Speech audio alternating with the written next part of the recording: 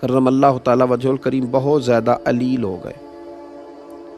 صحابہ کرام کا آپس میں بڑا محبت کا، مودت کا، پیار کا، اعتبار کا رشتہ ہوتا تھا۔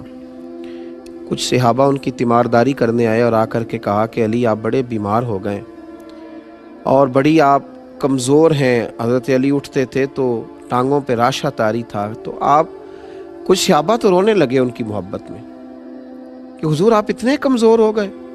تو حضرت علی المرتضیٰ شیر خدا فرمانے لگے تم فکر نہ کرو، مجھے اس بیماری میں موت نہیں آئے گی، فکر نہ کرو، مجھے موت نہیں آئے، فکر نہ کرو۔ کہتے ہم نے غور سے مولا کائنات کا چہرہ دیکھا، حضور موت نہیں آئے گی، کیا مطلب؟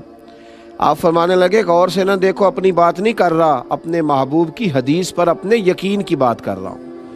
میں اس یقین کامل کو بیان کر رہا ہوں جو مجھے اپنے نبی پاک علیہ السلام کے فرمان پہ، پہاڑوں سے زیادہ میرا یقین کامل ہے حضور کے فرمان پر۔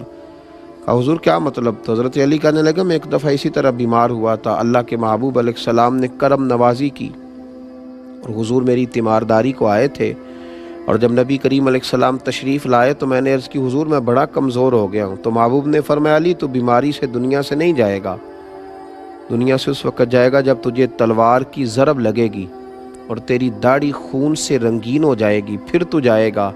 تو حضرت علی المرتضیٰ فرمانے لگے اس لیے میں دنیا سے نہیں جاؤں گا، میں شیر ہوں تو میدان میں جان دوں گا، اور میری داڑھی سرخ ہوگی تو پھر جاؤں گا۔ یہ حضور کے فرمان پر میرا یقین ہے۔ تو حضرت سراقہ بن مالک رضی اللہ تعالیٰ عنہ، جن کو حضور نے ہجرت کی رات کہا تھا کہ کسریٰ کے بادشاہ کے کنگن بڑے معروف ہیں اور ایک وقت آئے گا کہ میرے غلام اس علاقے کو فتح کریں گے تو وہ کنگن تیرے ہاتھوں میں آئیں گے۔ حضرت سراقہ بن مالک رضی اللہ تعالیٰ عنہ ایک جنگ میں صحابہ کے ساتھ گئے تھے، یہودی قلعہ بند ہو گئے، بڑے بڑی دیواریں تھیں قلعے کی، یہودی اندر بند ہو گئے، تو دروازہ اندر سے کھولتے نہیں، باہر آتے نہیں، اب کیسے انہیں قابو کیا جائے؟ تو جناب سراقہ بن مالک فرمانے لگے مجھے منجنیق میں رکھ کے اندر پھینکو، میں اندر سے جا کے دروازہ کھول دیتا ہوں۔ کچھ لوگوں نے کہا حضور پہلی تو بات یہ ہے کہ جب آپ اندر گریں گے تو آپ کی کوئی ہڈی ہی سلامت نہیں بچے گی، اگر بچ بھی گئی تو جب یہودیوں کے نرغے میں آپ گریں گے تو آپ کو وہ کیا زندہ چھوڑیں گے جو آپ دروازہ کھولیں گے؟ تو جناب سراقہ بن مالک کی آنکھوں میں چمک، چھڑی کے سہارے کھڑے ہو گئے، فرمانے لگے تم مجھے پھینکو، مجھے موت نہیں آئے گی، میں تمہیں دروازہ کھول کے بتاؤں گا۔ اگر ہو یقین کامل تو کٹ جاتی ہیں زنجیریں، اگر ہو ذوق جنوں پیدا تو کٹ جاتی ہیں زنجیریں۔ فرمایا پھینکو مجھے، میں تمہیں دروازہ کھول کر کے دکھاؤں گا۔ میرے عزیزو، پھینکا گیا حضرت سراقہ بن مالک کو منجنیق میں رکھ کے۔ پھینکنے سے قبل لوگوں نے کہا ہمیں بتائیں تو صحیح کہ آپ کیسے بچیں گے؟ فرمایا یہ بعد میں بتاؤں گا۔ جب انہیں پھینکا گیا تو انہوں نے واقعی دروازہ کھول دیا۔ چند گھنٹوں کے بعد کپڑے جھاڑتے ہوئے آئے، کچھ دیر کی جنگ ہوئی، اللہ نے مسلمانوں کو کامیابیاں دی تو لوگ ان کے قریب گئے، جا کے کہا حضور آپ کو کیسے خبر تھی کہ آپ کو کچھ بھی نہیں ہوگا؟ تو جناب سراقہ بن مالک رو پڑے، فرمایا میرے نبی پاک نے فرمایا تھا تیرے ہاتھوں میں کسریٰ کے کنگن آئیں گے، ابھی کنگن آئے نہیں، جب تک کنگن نہیں آئیں گے جناب اسرائیل بھی کوئی نہیں آئیں گے، وہ بھی اسی دن آئیں گے جس دن کنگن آئیں گے۔ یہ میرا یقین کامل تھا، یہ کیسے ہو سکتا ہے موت آ جائے؟ مضبوطی ایمان یہ انسان کو مضبوط کرتی ہے جینے کا، ورنہ تو لوگ ڈبل مائنڈڈ ہیں، کبھی ادھر گرتے ہیں کبھی ادھر گرتے ہیں اپنے اندر۔ وہ میرے اعلیٰ حضرت فاضل بریلوی رحمۃ اللہ تعالیٰ علیہ حج کے لیے تشریف لے جا رہے تھے، طوفان آ گیا، دریا میں مد و جزر ہے۔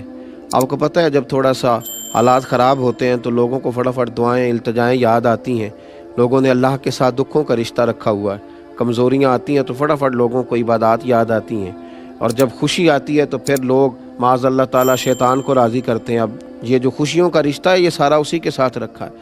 ذرا مد و جزر آنے لگا، طوفان آنے لگا دریا میں تو لوگ تڑپنے لگے، دعائیں کرنے لگے۔ اعلیٰ حضرت کی خدمت میں بھی لوگ آئے، آپ بھی جہاز میں، بحری جہاز میں بیٹھے تھے، حضور دعا کرا دیں۔ تو اعلیٰ حضرت فرمانے لگے کچھ بھی نہیں ہوگا، دعائیں کرو، وظائف پڑھو، لیکن انشاءاللہ یہ دریا کے کنارے جائے گا جہاز اور ہم بخیر و عافیت پہنچیں گے۔ کہا حضور آپ دعا کرا دیں۔ فرمایا میں کرا دیتا ہوں لیکن پریشان ہونے کی ضرورت نہیں ہے۔ لوگ شکوہ کرنے لگے کہ ہم دعا کے لیے کہہ رہے ہیں اور وہ یہ کہہ رہے ہیں کہ آپ پریشان نہ ہوں۔ چلیے کچھ لوگوں نے تنقید بھی کر ڈالی، تنقید آسان کام ہے، ذرا جلدی ہو جاتی ہے، تنقید بھی کر ڈالی کہ دعا کے لیے کہا تھا لیکن اس طرح انہوں نے نہیں کرائی جیسے کرانی چاہیے تھی۔ لیکن قربان جائیے تھوڑا ہی وقت گزرا تو دریا کا طوفان تھم گیا۔ جن لوگوں کا خیال تھا نا کہ اب بچیں گے نہیں، معاذ اللہ ڈوبیں گے، وہ بھی کنارے تک لگ گئے۔ اب آہستہ آہستہ حالات بدلتے ہیں تو شرمندگیاں بھی آتی ہیں، گیا ہوا وقت نہیں لوٹا کرتا۔ قریب گئے، معذرت کرنے لگے، حضور غلطی ہو گئی، برا سوچا، کچھ کی زبانوں سے برے جملے بھی نکل گئے، پر آپ بتائیے آپ کو کیسے یقین تھا کہ یہ اس جہاز کو حادثہ نہیں ہوگا، یہ کنارے تک جائے گا؟ تو اعلیٰ حضرت فرمانے لگے جو دعائیں میرے نبی پاک علیہ السلام نے بیان کی ہیں میں نے بیٹھتے ہی ساری تلاوت کر لی تھی۔ یہ کیسے ہو سکتا ہے کہ نبی کریم علیہ السلام کا فرمان درست نہ ہو؟ تو میرے یقین کامل نے دیکھیں نا، مدینے میں زلزلہ آ گیا تو انسان کا یقین اگر مضبوط ہو، کردار اگر پختہ ہو، اسے خبر ہو کہ میں کیا ہوں، پھر خوف کاہے کا؟ پھر آنے والے حالات اور مد و جزر کے ساتھ اس کی پریشانی کاہے کی؟ پھر تڑپنا کاہے کا؟ پھر چہرے پر اس کے بل کاہے کہ مدینے میں زلزلہ ہے، حضرت عمر کھڑے ہیں، ہاتھ میں درہ اٹھایا تو زور سے زمین پہ درہ مارا، فرمایا زمین ٹھہر جا، زلزلہ بند کر۔ یا پھر عمر کو بتا کیا عمر نے تیرے اوپر کوئی ناانصافی کی ہے، کوئی ظلم کیا ہے، کوئی زیادتی کی ہے؟ کیا عمر نے کوئی ایسا کام کیا ہے جس کی وجہ سے تو کام پہ یا پھر ٹھہر جا؟ تو لوگ کہتے ہیں عمر کا درہ کیا چلا، زمین کا زلزلہ بھی رک گیا۔ یہ وہ یقین ہے۔ حضرت سعد بن ابی وقاص نے جب آپ نے بھیجا نا حضرت سعد بن ابی وقاص کو دور دراز علاقوں میں جہاد کے لیے، تو حضرت سعد نے کہا تھا حضور کو نصیحت کریں، تو فرمایا اپنی توجہ اپنے رب کی جانب رکھنا۔ حضرت عمر نے کہا اپنے یقین کو کمزور نہ پڑنے دینا، دیکھنا حالات کی رو میں بہہ نہ جانا، لوگ تمہیں بڑی داستانیں سنائیں گے لیکن خیال رکھنا۔ تو حضرت سعد بن ابی وقاص رضی اللہ تعالیٰ عنہ نے بھی اس کا پورا ہی خیال رکھا، پورا ہی لحاظ فرمایا، پوری ہی توجہ کی۔ آپ فرماتے ہیں جب ہم جا رہے تھے نا جہاد کے لیے تو رستے میں ایک دریا آ گیا۔ حضرت سعد بن ابی وقاص کمان کر رہے ہیں، بھیجنے والے سیدنا فاروق اعظم ہیں رضی اللہ تعالیٰ، فرماتے رستے میں دریا آ گیا۔